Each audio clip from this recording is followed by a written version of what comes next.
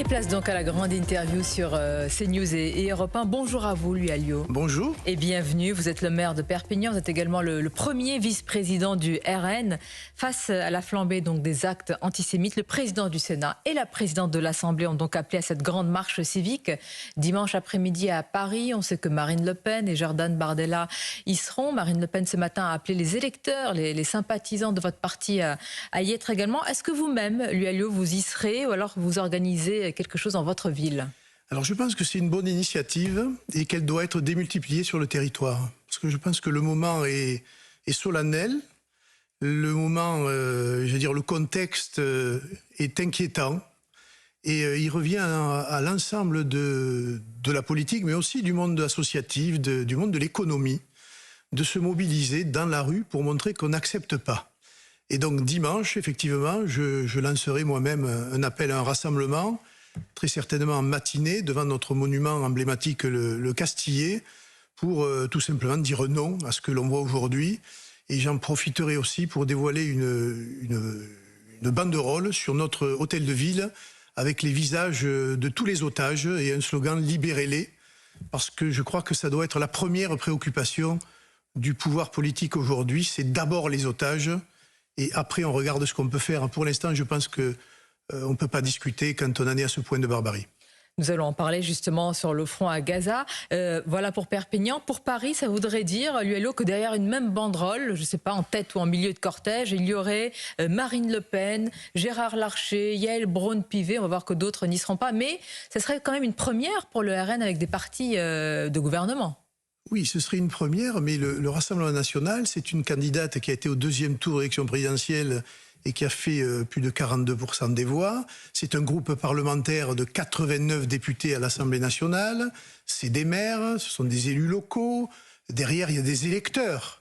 C'est pas, je veux dire, ils descendent pas du ciel ou de la planète Mars. Ils sont les représentants d'un électorat et d'un peuple de citoyens qui a voté. Vous êtes en train de dire qu'il y a toute légitimité à y être. Exactement, et quand je vois où en sont réduits, notamment les socialistes, pour couvrir aujourd'hui non seulement leur échec passé, mais le peu de représentativité qu'ils ont, et surtout, ils essaient de faire oublier qu'ils ont été élus grâce à M. Mélenchon et à la NUPES, eh bien je me dis que oui, notre place, elle est dans la rue, évidemment, aux côtés de toute la représentation. Les socialistes, comme la France insoumise, avant de parler directement de Jean-Luc Mélenchon, Emmanuel Bompard qui hésite à y aller à cause de votre présence et il ne veut pas défiler justement derrière la même banderole. Est-ce que vous estimez que ça va être un révélateur, finalement, puisque vous parlez des socialistes, ce rassemblement, de savoir qui y est et qui n'y sera pas? Je pense que la France insoumise a trouvé un prétexte, parce qu'elle n'y serait pas allée, puisqu'aujourd'hui, elle est le plus grand soutien au Hamas. Elle est le plus grand soutien à tout ce que l'on voit de pire, non seulement dans le pays, mais dans le monde aujourd'hui. Et donc, je me rends bien compte, et tout le monde se rend compte, qu'effectivement, ce ne sera pas leur place à eux. Et je comprends bien pourquoi ils ne viendront pas. Parce qu'aujourd'hui, ils alimentent cette haine précisément, non seulement Ils alimentent? Oui, ils sont responsables des actes antisémites en France? Ils ne sont pas responsables, ils entretiennent un climat. Ils ne sont pas responsables, mais il y a une sorte de continuum pour vous, entre la France insoumise, Jean-Luc Mélenchon. Quand on voit le dernier tweet de M. Mélenchon, on va le voir justement. On comprend beaucoup de choses, voilà. On va le voir, je vais le lire. On se demande d'ailleurs d'où il parle et qui le fait parler. C'est-à-dire?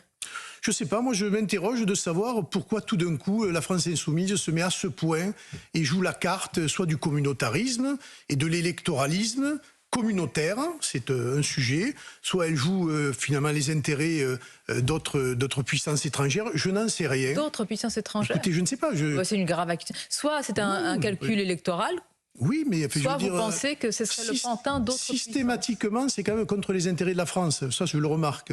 Et dans cette affaire-là, ne pas condamner le Hamas comme un mouvement terroriste, je considère qu'au-delà d'une faute, c'est une responsabilité très grave, compris les députés LFI. Voici ce qu'a dit Jean-Luc Mélenchon. Dimanche, manif de l'arc républicain du RN à la Macronie de Braun-Pivet.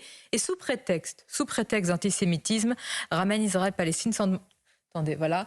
Ramène Israël-Palestine sans demander le cessez-le-feu. Les amis du soutien inconditionnel au massacre ont leur rendez-vous. Ben voilà. Qui le parle? Massacre. Quelqu'un derrière Jean-Luc Mélenchon, une puissance étrangère? Mais il parle du massacre donc des bombardements israéliens, je suppose.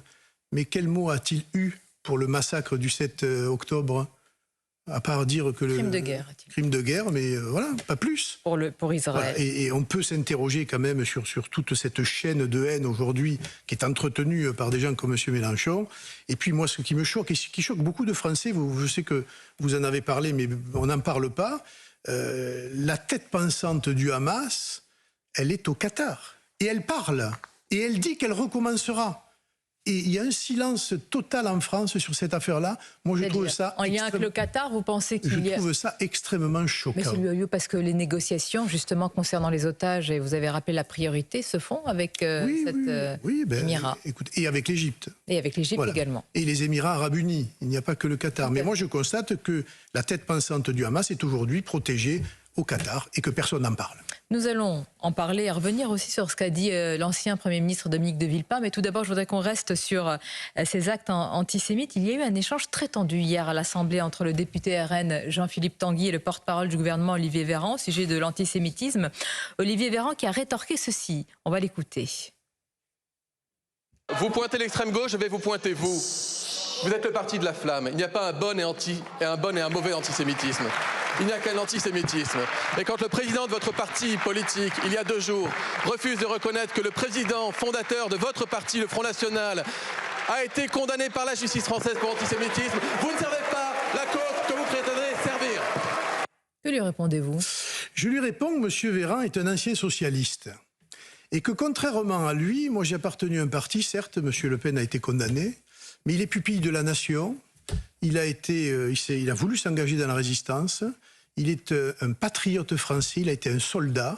Moi j'ai rompu avec lui à cause de ses propos totalement inqualifiables, mais il n'en demeure pas moins que M. Véran, lui, il a servi fidèlement et servilement un homme de Vichy.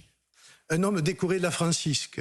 François Mitterrand, d'accord. Chacun se renvoie à son non mais histoire, écoutez, non mais moi je ne pardonne pas ça. Parti socialiste financé par René Bousquet, celui qui a fait la déportation du Veldiv, etc., etc. Donc on n'a pas de leçon à recevoir. Voilà, on n'a pas de leçon à recevoir. Le Rassemblement national n'est pas un parti antisémite. Il combat aujourd'hui l'antisémitisme et notamment celui qui est le plus important, l'islamisme. Et les leçons de M. Véran, des anciens socialistes, qui ont été les complices aussi du communisme international et des 100 millions de morts, etc., qu'ils balaient devant leur porte. En tout cas, moi, je ne me laisserai pas donner des leçons par ces gens-là, parce que dans cette affaire abominable de la Seconde Guerre mondiale, ils y ont leur part de responsabilité, qu'ils n'ont jamais d'ailleurs fait un droit d'inventaire. Eh bien, écoutez, moi, je le fais pour eux. Je note que vous dites, l'ULE, le Rassemblement national, en faisant la distinction avec le FN, vous connaissez bien, oui. Il faut le dire, vous êtes un proche aussi de la galaxie Marine Le Pen, vous connaissez cette histoire personnelle et la rupture elle-même avec son père. Elle l'a dit avec des mots feutrés ce matin sur notre antenne. Est-ce que cette rupture date justement de tels propos? Mais elle date de bien avant. Mais c'est sûr que la multiplication des propos de Jean-Marie Le Pen ont précipité la chose. Mais moi, j'ai connu, quand j'ai adhéré à cette formation politique, on était entouré aussi de beaucoup de résistants, ce que je n'entends pas sur les antennes. On a parlé hier des Corses. On avait un homme formidable, Jean-Baptiste Biaggi, déporté, résistant, évadé, député gaulliste, puis engagé au Front National avec nous, qui a été un des premiers résistants, pas après le pacte germano-soviétique, avant, etc. Alain Griotteret, qui a été aussi un des soutiens de Marine Le Pen, d'ailleurs, au début de sa carrière en 2002, etc. Donc, je veux dire, les leçons, on n'a pas à les recevoir. Je pense qu'il y a des parts d'ombre et des parts de plus de lumière dans tous les partis politiques, et que cette période-là est une période de fracture, et l'heure aujourd'hui, elle est à faire attention à ce qui se passe et à condamner précisément. Jordan Bardella l'aurait dit ainsi, peut-être qu'il n'y aurait pas eu cette polémique. Mais Jordan, il n'était pas dans une interview, il était dans une espèce d'interrogatoire de police. Hein, La question lui a été posée. Il n'est pas de la même génération. Voilà, Jordan, il a répondu ce qu'il a répondu, mais je veux dire, il ne faut pas lui en faire grief, parce que il n'a fait que, j'allais dire, exprimer ce que beaucoup de Français aujourd'hui se pose comme question et d'ailleurs il se demande de quoi on parle. Le problème il est là, parce que personne ne sait de quoi on parle aujourd'hui. Non, nous parlons de choses extrêmement graves, notamment cette vidéo et cette réalité lui a lieu qui a suscité beaucoup de réactions sur les réseaux sociaux, celle où l'on voit, on ne va pas la montrer, mais je vais la décrire pour nos amis auditeurs d'Europe 1, celle où l'on voit une femme arrachant à Paris les photos des otages détenus entre les mains du Hamas, y compris les otages français. Cette femme, on l'a appris, dont on voit la haine véritablement transpirée de son visage, est une ancienne collaboratrice, contractuelle du Quai d'Orsay. Comment dire, il y a une réaction et un communiqué du ministère des Affaires étrangères pour bien préciser qu'elle l'a été et qu'elle ne l'est plus. Comment vous réagissez quand vous avez vu cette vidéo ? Je ne suis pas étonné, c'est la gauche. Moi, je regrette, mais c'est le visa. Vous essentialisez un peu en disant c'est la gauche. La gauche, elle est sectaire par nature. Toute la gauche pense comme cette dame ? Non, toute la gauche ne pense pas. Mais sectaire comme ça, oui. Des photos d'otages. Et sectaire comme ça, oui. Mais là, c'est inhumain. Mais bien sûr que c'est inhumain, mais on voit ça. Mais on voit ça partout. Allez voir, je ne sais pas si vous l'avez montré, les murs de la faculté du Mirail, maculés de peinture avec des slogans, etc. Mais tout ça, c'est la gauche. Ce sont les syndicats de gauche, les partis de gauche. Et ils sont dans un esprit de guerre civile. Alors, je ne sais pas s'ils veulent arriver à la guerre civile, mais en tout cas, ils font tout dans cet esprit de guerre civile. Ils ne veulent pas participer au rassemblement. Ils sont systématiquement contre les intérêts de la France. Ils sont au soutien de l'abomination. On va aller jusqu'où ? C'est la question qu'il faut poser. On va aller jusqu'où ? Et ces gens-là tiennent le haut du pavé. Dans les élections professionnelles, ce sont ces gens-là qui représentent soi-disant les travailleurs. Dans les élections au sein des médias, ce sont eux qui votent à gauche à plus de 80%. Enfin, je veux dire, voilà, ils ont tenu l'information pendant 20 ans dans notre pays. Le résultat, il est là. C'est un miroir inversé, parce qu'auparavant, il y a quelque temps, c'est le RN, qu'on accusait justement d'entretenir cette guerre civile. Et là, vous nous dites que c'est la gauche ou l'extrême gauche. Qui entretenait ce climat-là contre nous. D'ailleurs, Jospin l'a reconnu. Jospin a dit l'antifascisme, c'est une façade. Tout le monde sait très bien que les cadres du Rassemblement national n'en sont pas. Mais c'est un combat d'ailleurs qui a été inventé par les communistes et par Staline, l'antifascisme. On sait très bien de quoi il en retourne. Voilà, pour masquer ses propres crimes. Ces gens-là ont des choses à se faire reprocher. Et d'ailleurs, leur matrice idéologique, ça vient du totalitarisme, qu'on le veuille ou non. Eh bien, ils y retournent. Et il faut faire très attention, voilà. Et moi, je suis très inquiet pour l'avenir de notre pays, et toute communauté confondue, j'allais dire, parce que ces gens-là, aujourd'hui, tentent d'immiscer dans le débat des ferments de guerre civile. Vous dites toute communauté confondue, c'est-à-dire que vous vous placez ce matin, l'ULO, comme celui ou ceux qui permettent au RN de rassembler les différentes communautés ? Mais bien sûr, je pense qu'aujourd'hui... Vous en êtes le ciment ? Oui, parce qu'on a été clairvoyants sur les causes. On a été clairvoyants et on a dit ce qui arriverait. Aujourd'hui, tout le monde dit, mais finalement, ils avaient raison, ça fait 30 ans qu'ils le disent. Donc déjà, on avait fait le bon diagnostic. On y apporte des réponses. Beaucoup de Français de toute confession disent aujourd'hui, si on vous avait écouté, nous n'en serions pas là. Eh bien oui, nous n'en serions pas là. Eh bien maintenant, écoutez-nous, mettez-nous aux affaires, votez pour nous lors des élections qui vont changer radicalement la face de notre pays et on aura le courage de prendre des solutions qui régleront le problème. Voilà. Je voudrais qu'on parle de ce qui se passe sur le front de la guerre à Gaza avec l'armée de Tsahal qui est vraiment au cœur de Gazaville. Pour l'ancien Premier ministre Dominique de Villepin, Israël est dans une logique de vengeance. Que lui répondez-vous ? Je lui réponds qu'il est un homme d'affaires aujourd'hui et qu'il est la voix de ses clients. Qui sont ses clients ? Apparemment les monarchies pétrolières et un certain nombre de pays... Vous savez ce qu'il vous aurait répondu, et vous, c'est la Russie. Oui, d'accord. Enfin, nous, la Russie, pour l'instant, elle est de son côté, elle n'est pas du nôtre. Et je rappelle qu'il a bien profité, lui aussi, du pouvoir russe, si j'en crois un certain nombre d'articles. Donc, c'est une marionnette qui est non, mais voilà, si vous voulez, il n'est pas libre dans son expression. Et quand je le vois parler sur d'un ton péremptoire, en faisant la leçon à tout le monde, lui aussi, je veux dire qu'il reste discret et on n'a pas de leçon à recevoir de M. Villepin. En débat au Sénat, avant que ça arrive à l'Assemblée nationale, il y a le projet de loi immigration, l'UALO. On va parler du fond, mais une question sur ce qu'a dit hier, ici même, Marion Maréchal, qui a proposé un référendum d'initiative partagée en appelant à mobiliser les électeurs des droites. Pourquoi vous lui fermez la porte à chaque proposition et la porte au nez, et en la claquant en plus? Mais c'est pas ça, c'est de la communication. Voilà, on sait très bien que d'abord ce référendum, nous, on l'a toujours mis en avant, et ce n'est que le jour où nous serons au pouvoir qu'on pourra évidemment faire un référendum sur le sujet.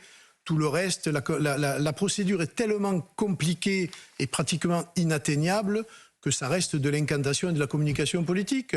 Après, le sujet est sérieux et le sujet mérite qu'on s'y arrête.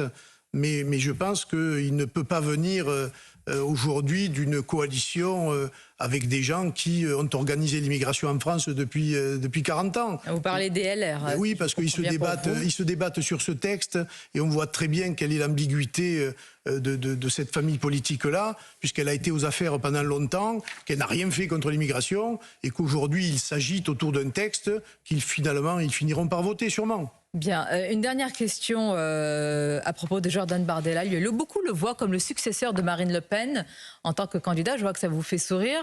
Après 2027 et même avant. Et quand on lui pose la question, je l'ai fait ici même, il répond avec moins de facilité qu'à d'autres questions. D'où vient cette gêne selon vous? Peut-être perçue, mais en tous les cas, est-ce qu'il s'imagine de grandes ambitions? Et dans ce cas, est-ce qu'il a raison? Et de nourrir des grandes ambitions quand on a son âge et son talent, oui, enfin, moi, il n'y a pas de souci. Maintenant, voilà, Marine est la candidate naturelle à la prochaine élection présidentielle. Je veux dire, on verra après. Vous savez, je pense qu'il ne se lève pas tous les matins en réfléchissant au moment où il sera candidat à l'élection présidentielle. Il ne se rase pas en y pensant. Je pense qu'il a des responsabilités importantes dans les élections qui viennent et dans la construction du parti. Et je pense qu'il est concentré et mobilisé sur ça. Le reste, c'est le destin. N'est-ce pas? Merci, lui. C'était votre grande interview ce matin sur CNews et Europe 1.